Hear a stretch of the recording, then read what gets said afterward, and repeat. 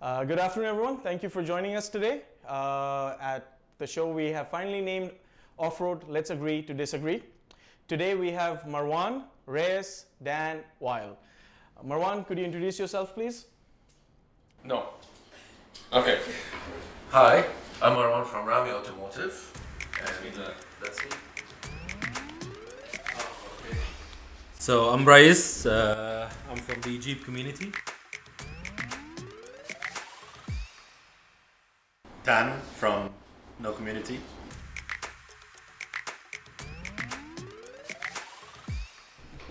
WTF represent. Hi, this is Wael from Jeep Nation, UAE.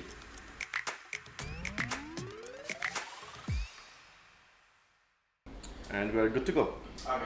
So today's topic, as per we've decided, is discussing about Jeep purchases. So we're going to discuss the two different kind of options that we recommend or are against or for. So we'll start off with the sports versus the Rubicon. So I leave the floor to you gentlemen because you are the experts in the room. So you guys take it forward, starting with the sports. What are the pros for the sports and which one do you recommend first of all, the Rubicon or the sports? Each one with their own opinions. May I start? Start, please. Thank you, Mr. Reyes. Advantages of the sport. First of all, it's much cheaper. And it's like having a blank canvas to build a project on. And has longer gears because the ratio, the transfer case ratio is It's different here. is different. So 90% of people who buy the Rubicon, they change it to Sahara transfer Agreed. case or sport transfer case. For me, it's a waste of money to spend all this money. The Rubicon is a waste of money. Yeah, big time. It's not built for this thing. Okay, so I think we went into this too fast. I think the first thing we have to identify exactly what are the differences. Why would you prefer a Rubicon or a sport? So basically, as you started, the sport has a differential, which is the 373, which has a longer range on high speed. The transfer case as well is 2.72, I think 2.73, and then on the Rubicon you're talking about a 4.1 ring and pinion. You're talking about a 4.1 transfer case, so you have more torque, and then you have a Dana 44 at the front, so you have a thicker, more stronger the ring and pinion as well in the front, which is taking a lot of the impact. So I think going or deciding from the beginning is that no, I would go for a sport. I think it's too soon because you need to determine first you as a person. So are you a mono terrain, off-road terrain guy? So basically it's sand and nothing else, or are you a person that would go to different terrains, whether it was sand, whether it was rocks, whether it was whatever the nature can throw at you. And then you decide what do you need, because if you are that person with a more diverse interest, then a Rubicon would be the best option because you get the differential locks front and back, you get the sway bar disconnects, which are options that will be more convenient for these type of drives. But if we have to consider price point. You have to as well consider, I'm getting the sport and then I'm going to be putting the same amount of money to modify the ring and pinion at some point. I'm going to be putting anyway, let's say the suspension is something that will happen on both cases. But if you're someone that, we have a friend that got these interests along the way, and he started with a sport and now he has an ARB air locker because he has that interest now. Now he's looking for a sway bar disconnect because he has that interest now. Yeah, of course we're talking about this. But my point is, when you determine what do you actually want from it, then you decide, because he paid as well an amount of money that will end up being equivalent to he should have bought a... No, I'm over here. Let's just go back a bit. I'm talking about once like somebody comes to us or any one of us and ask which four-wheeler do I buy. After we discuss all the other respected brands, we will obviously follow what we truly believe in, which is the Jeep. The FJs are good, the Tacomas are there, the Ford Runners, everything is there. But once they come to a Jeep, they need to come to a decision. Do I go for a sport or do I go for a Rubicon? And that's where I'm asking you guys, like, what would be the ideal scenario for a newbie to go ahead? If you know what you want, then yeah. Yeah, If you correct. know that you want to try different terrain, it makes sense maybe to get the Rubicon straight away. But for a newbie, you don't know. Maybe he will hate to go on the rocks. Maybe he'll hate to go on the sand. So you can't tell. That's why, as Marwan was saying earlier, it's a blank canvas. You start blank, the lowest model, the cheapest, and you upgrade. And I'm very much part of the philosophy that you break it and you upgrade. Meaning you drive it, you test it, you realize I need something else, you upgrade. Rather than going and saying, I want all of this on my car, and then maybe not utilizing all of it. I do agree with you with one thing, with Marwan and you as well. You said it's a black canvas to start the project on. I do agree, and you're right about one point for what purpose you want the Jeep for. It's your decision to do whatever you want. But if you're gonna ask directly person for what purpose he want the Jeep, maybe he will use it for daily use, he will use it for office, maybe he'll use it for sand, for desert, he wanna upgrade it. Everyone has his own project. I want to reach within 3 years to this level. So from day one, he have to build his decision on whatever you're gonna go for, sport, Sahara or Rubicon. But some people, they get the Rubicon and they want to go for desert or something like that, for upgrade, for big rigs. Then they will find out later on, oh, my differentials have an issue, my transfer case has an issue and I have to upgrade, such a thing like that. You are right about the sway bar links. You are right. But are we in a geographic place that we're gonna use rock crawling a lot? There is some, but ratio-wise. Yeah, there Sand there's and a lot of terrain, huh? There are a lot of terrain. You can use it to just disconnect sway bar, that's it. Yeah, no, you can. You actually, there is a lot of locations in UAE. But it's where not you what can the actually Rubicon rock built crawl. for. I do agree, but it's not what Rubicon. Crawling, if we're getting to that level, yes, there are terrain. If this is the question, is there a terrain to use a Rubicon in UAE? Definitely. What's yes. Rubicon built for? Yeah, there are locations. And then again, the neighboring country is super rich with So these it's a things. decision from day one for what purpose you need it. Exactly. Yeah, but knowing where we are geographically placed, ideally desert comes first, to be honest. Everyone goes, because the trend around all of us is the dunes and the sand, which is easier to access. So if you want to go to Kudra, it's like 45 minutes. But I don't think it's as simple as that. You have to think, I would say there's kind of like maybe a handful of different type of people that will buy first a Jeep, right? Correct. One is they've seen someone else with a Jeep and they want to do the same thing. And then they might know, maybe I want to do rock crawling, maybe I want to do dune bashing. Then there's other people who just, it's part of their lifestyle. They want to be able to carry cargo, take the roof off. And then once they have it, they realize there's sand, they realize there's etc. So it really depends on that person at the start. Does he know what he wants or does he not? And that's exactly, if he knows what he wants, it makes sense. You choose Rubicon or Sahara or Sport. The same fact, don't forget about it. Sahara drivers or support drivers with a small upgrade, they can do what Rubicon can do. Yeah. Rubicon drivers, they cannot do what Sahara and Sport do in desert unless big amount of money to be upgraded with the transfer case and something like that. So, if you compare this to apple, Now, when I started talking about the advantages of a sport. I didn't jump to any conclusions, and then Ray spoke about the advantages of the Rubicon.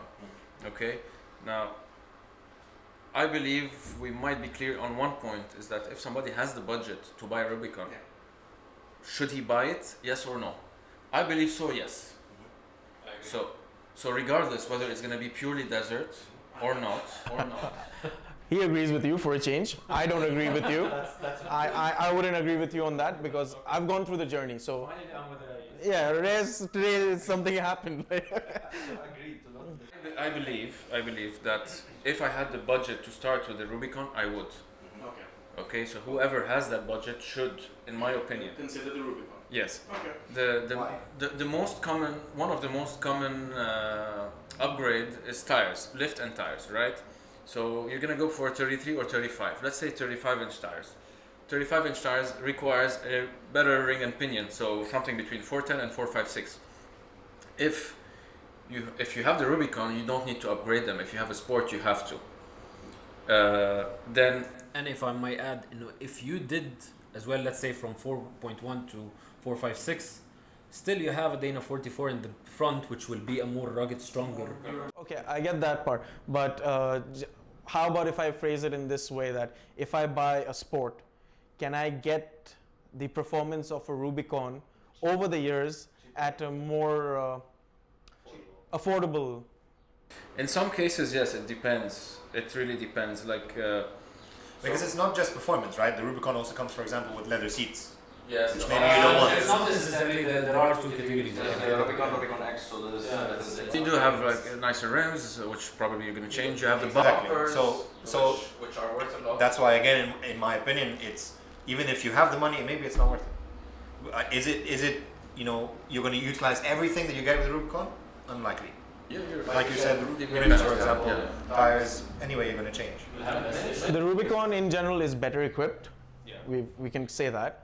But with the Sport or the Sahara, you have that level of growth. And you have the comfort to grow at your own convenience, depending on how you want to spend on your lifestyle with the Jeep. Because once you're in that lifestyle, it's an endless gap. It's a hole that never stops. So, okay, we have that. How about if we had to talk about aftermarket products for the Sahara versus the Rubicon? From my perception, I do know that the Sport, sorry, not the Sahara, the Sport has more accessories and more variety in parts and modifications compared to a Rubicon. This is my perception. I don't own a Rubicon, so I'm just basing it off theory. Based on us two that are, let's say, shop owners, it's exactly the same. Maybe 1% of difference.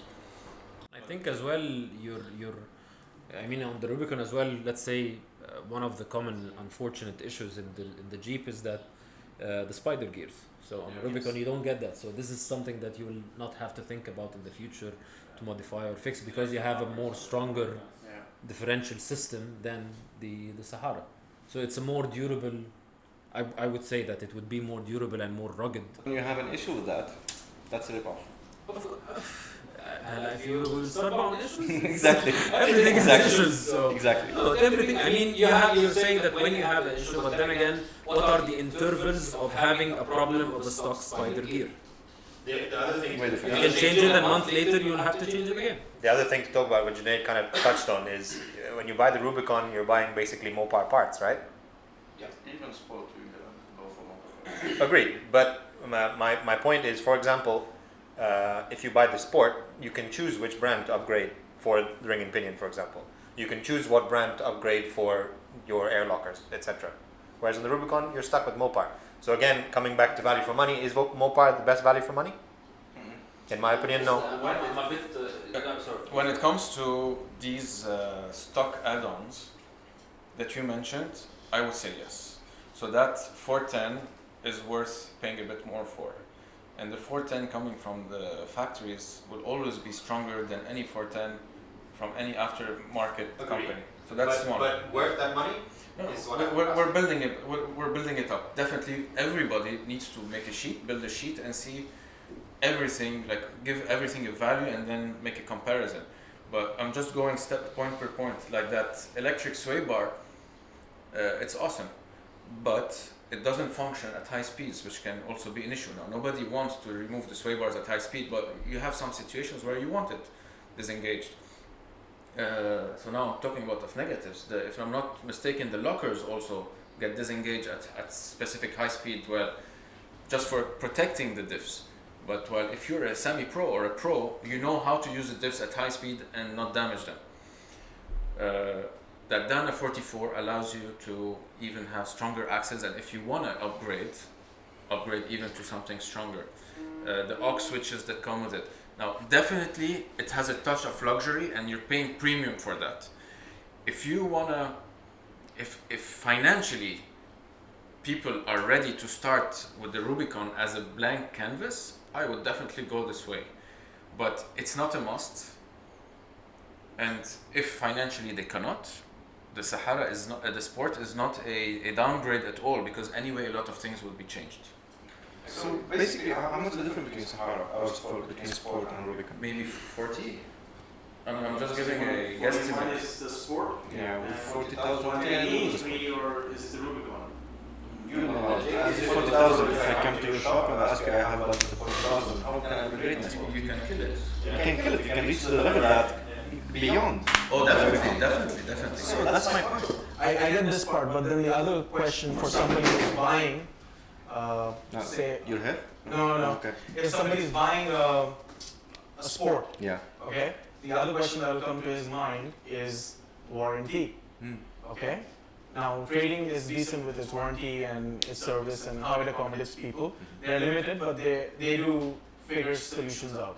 How can you guarantee that if somebody's coming with certain amount of money and is spending this with you, how does that warranty affect their official warranty versus the warranty from your side as a garage? Let us define warranty first. Yeah. Okay. What's warranty? Sorry. I would say it's defects, right? Sorry, not wear and tear. Yeah. So we're talking about wear and tear are consumables like tires, brakes. This is something else, not. So defects. Honestly, Benny, when we're getting to this direction, we're already talking about a vehicle as a black canvas and modifying. So why are we getting to warranties? Because No, it's just because if suppose I'm supposed probably gonna be void. if It's I related to the concept of if you have a budget of 40,000, how Yes. much you can do for that. like in my head, okay, I'm gonna go buy a sport. I'm gonna go to this garage. Here's the money. I know this is what I need to spend, or I'll figure out what I need to spend, and I'll give that. But at the end of the day, the warranty plays a big part in a consumer's head. They would like to have the comfort of a warranty. Now, regardless, you want to modify your Jeep, right? Correct, yes. So regardless whether you go for a Sport or a Rubicon, you have to worry about the warranty. The warranty is a gray area in the region. It doesn't function here like it functions in the States. In the States, they will not void any part unless they can prove that what you added has directly affected that part. Over here, it's still gray. So it's a matter of It's all about connections, yes, you're right. communication, How you negotiation. negotiate with them. And Yeah. You can have a problem with the hood and they will tell you the rear differential is not Yeah, right. they're basic with. I don't want to mention the name. Yeah, we don't want to mention any And names. also the one thing, like for warranty, like I have a customer today from Abu Dhabi. He have a rear crank seal issue. The car has been laid on the agency for 3 weeks, and they said today we need 2 more weeks to get it. I get to know about that. He asked if the part available, and they just make a phone call. It's a part available, and he's sending the car over there. So he don't care about the warranty. He need to use the car. Yeah. One more thing, any part you upgrade your car with, each part have its own warranty. I cannot ask Mopar to guarantee my other brand of shocks while it's being replaced. So if anything happened with that shocks, it's not covered. But if anything related, you have to argue with them because the law support you with that. If you don't know the law, there's something else. So there is a big area, a gray area, as Marwan said. It depends how you argue. It depends how you fight for your rights. And if we, okay, so warranty is again a gray area in the region. It depends where you get it done and how you solve your issues with each individual. Yeah. I would recommend anyone who wants to modify his vehicle to modify it with any reputable workshop. There are many out there, good people. They can tell what voids, what doesn't void, and they have good connections with Jeep dealerships and can pull some strings. And what I mean by pull some strings, it's not a wasta. It's just an added voice that says, dude, this problem has nothing to do with the accessories that have been added. Come on, let it pass. Like you're saying, you need to explain it to the distributor that this is the issue. But only, like suppose, okay, again, you're saying if it's done through a reputed garage who has the relationships with the distributor and the FCA, they can manage this process for you if you face difficulties. But what if somebody has done it randomly at an XYZ garage and he still has warranty on his brand new Jeep, and he goes to the distributor and he says that I have this issue? How is he supposed to fix that loophole? If you allow me, I will give a small tip.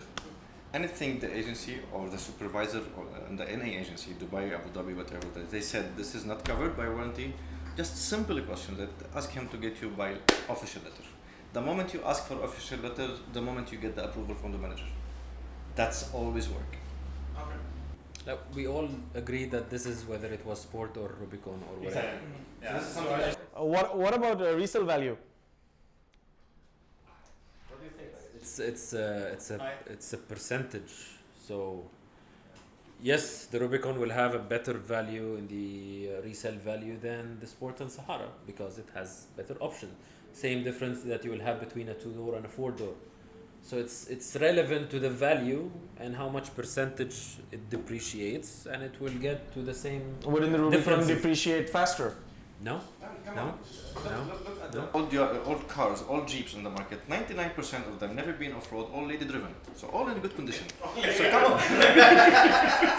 So I don't think the depreciation is much different between Sport and Rubicon. To be honest. Still, a Rubicon maintains an edge when you are selling a Rubicon. Yeah. It still gives you a better. Would you say it has more street credit? Higher street rep if you drive a Rubicon? We're in Dubai, come on, let's not be shy. Yeah, no, but define what Anything that's everything depreciation, like 200 depreciation for 3 years, different than 120 depreciation for 3 years. what means like in terms of prestige. Like a Rubicon would be a bit more prestigious than a Again, Sport. for the beginning, it depends on the new buyer. It depends on the new buyer for what purpose he wants the Jeep. Again, In the eyes of the public. Exactly. In public, yes, it's a statement. Yeah. I don't know. Me personally, if I saw something that says Rubicon, I'm not impressed. I'm impressed by how they've modified it, how it looks, what's this road presence. So I wouldn't say that it has much of an effect. I don't think it would change us, but it would change maybe the most people. But you have a point. I agree. It wouldn't make a difference for me. But So you would buy a Rubicon versus a Sport? open budget. Yes. Let's be very honest. What's an open budget? Like, can we have a number for the open budget? 300k, let's say. 300 to 400k. Okay, that's a lot. I'm not gonna mention the garage, but yeah, thanks, bro. Yeah. No, suppose I'm buying the Rubicon. It's 183, 185. More. Okay, 190. A Rubicon. Let's say 200 for the 200. Okay, and versus 150 for the starting, just for. So you're saying I need to spend how much more on a Sport? 150 more? This is relevant to you developing on what you I'm want. just saying, if money is not an issue, Yes. and the end goal is the same. Correct. Like the lift kit, the lights, the roof rack, the setup is the same, and budget is not an issue. Start Don't get with distracted. a Rubicon. Okay. If budget is an issue, which it is in most cases, then the Sport is an awesome start and an awesome alternative, and it's not a downgrade. For me, I will never go for Agreeing to different disagree. I will Just never go for agreeing to disagree. Ask him. He's just agreeing to disagree. I'd still advise people to go for the Sport and just learn as they go. I think that's me personally. That's how I do it. So before I upgrade my Ring Opinion, I need to understand what it does. If you drive with both, you understand it. Maybe when you buy it as already on the Jeep, not knowing anything else, you're not learning. Yes. Well, I believe as well, if you have the budget, getting a Rubicon is actually would be a smart choice. It's because it's a higher category, and as well technically, it has a lot of advantages that will not be an issue. There are a lot of items in it that you will not have to be concerned about in the future. So it's like you're getting a stock again, but it has more capabilities and it has less headache and less and better options for modifying in some cases in order to make it a more rugged, stronger vehicle. So From personal experience for me, since like you guys said money is not an issue and stuff like that, I bought my Jeep. He said, Marwan said that if money is not an issue. So when I was buying my Jeep, it was the first time I was getting something. So I was directed to someone, I went and got it. I got the top of the line range they had to offer. And to be honest, I suffered a lot. And then I was looking around and trying to figure out how do I rectify the vehicle to perform towards my needs. Like, I'm not saying it's bad, but it's not doing the things I know it can be physically possible. Did you get a Rubicon? No, I got a Sport Plus. Okay. I was told it's enough. I got the leather seats done. I got the interior done. Big wheels. Make you drive faster. I know. I got the lights and I got all the fancy snazzy stuff. Yeah, street credit, mall crawler. And then in the dunes, makes it more slick. So the wrap was my personal decision. It had nothing to do with the. Depend about the color of the leather seat. If it is red, you will never start. Okay, good to know that. So yeah, so I would say that I would agree with Dan on this, and while that you start with the basics and you see how it goes and you invest as you develop and you see what is your requirement. Like I don't need lockers, but yeah, the Rubicon comes with lockers because I don't do that much rock crawling, but I'm now interested in it due to someone over here. Thank you. So for the dunes, I'm happy with what I've achieved, but it was a headache for me to rectify it to get it to the stage I wanted it to. So with the help of Marwan, I finally achieved what I wanted, and that was a different experience altogether, but it was a long procedure, but I'm finally there. So I would also advise everyone just go with the flow. So you are trying to say in a different word that the people who recommended you the first car, they didn't recommend you what? Yeah, they didn't know what I wanted. I just wanted a Jeep that looked good. But you yourself didn't, that's my point. Yeah. You yourself didn't know what No, I did not know. So I'm Which just. is why it's probably, in my opinion, best to start with the basic, Yeah. and you learn. You learn what you want.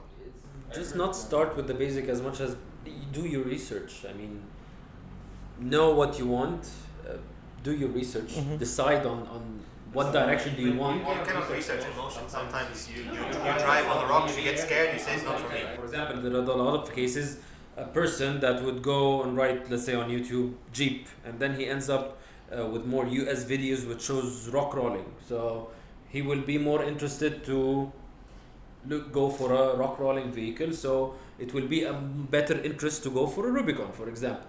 But then again, when he goes into this region, he will find the sand, then he will ask the question whether a Sahara is good enough or a Sports is good enough or no. In my opinion, definitely it is good enough, and it's, yes, as Marwan said before, it's never a downgrade, and if you know what you're doing and you know the technical capabilities of the vehicle, you can get out a lot of it. And I've personally experienced a lot of that, and a lot of people that would join me, for example, in a crawling drive. He thinks that because he's stock and he's sport that he cannot pass this obstacle. All I needed to guide him to understand more his vehicle, he was able to. So it's not a downgrade, but if you do have the budget, yes, a Rubicon is definitely a better option. So to sum it up, conclusion, we have an equal vote or an unequal vote. We're agreeing to disagree. We're agreeing to disagreeing as usual. So there are 2 for Rubicon. No, it's 2 for Rubicon and 3 for Sport Plus or Sport. Yeah, so higher rate. KG or Let us all agree about one thing, that Jeep is capable to do anything, whatever, any model it is. If it is sport, It's a sport driver, plus, it's whatever a it big is. factor. Build your skills much better than build anything on the car. I agree. I will agree to that. I will have to agree to that. Come on, you can agree with all of us. Come on. Agreed. Okay, so that's a wrap for this session. So we'll see you next Tuesday. Thank you for watching Let's Agree to Disagree. Don't forget to like, share, and subscribe. We'll see you next show, and if you have any recommendations on subjects you like, let us know. See you soon.